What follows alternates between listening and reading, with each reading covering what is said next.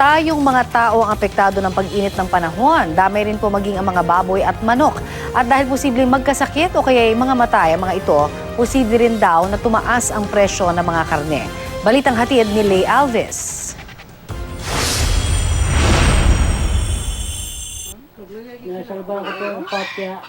Sa 30 alagang manok ni Mang Winifredo sa Kidapawan City, North Cotabato, 8 na lang ang natira. Tulad sa mga alagang manok ng kanyang mga kapitbahay, nangamatay ang karamihan sa mga manok ni Mang Winifredo dahil sa init ng panahon. Ang mga natira, may sakit naman. Ayon sa Bureau of Animal Industry, mga manok at baboy ang karaniwang nai-heat stroke.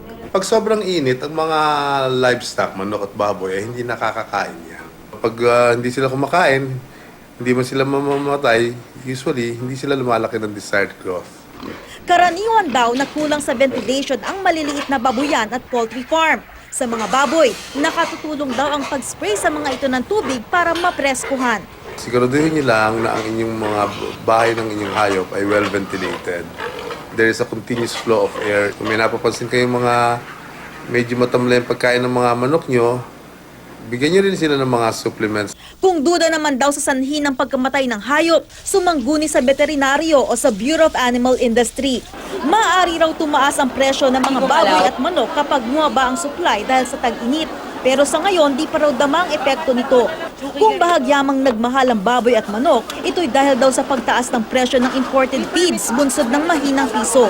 Sa ilang palengke sa Metro Manila, nasa 190 hanggang 230 pesos ang isang kilo ng baboy. 10 piso ang itinaas kumpara noong nakaraang linggo. Sa prevailing price ng mga gulay sa Kamaynilaan, red onion at pechay Baguio lang ang bahagyang nagmahal mula noong nakaraang linggo.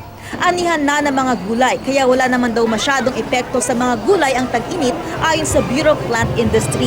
Kung mga may magtatanim sa tag-init, tiyakin lang daw na sapat ang irigasyon ng lupa at mapuprotektahan ang pananim sa mga insektong sumasalakay tuwing tag-init. Lay Alves, GMA News.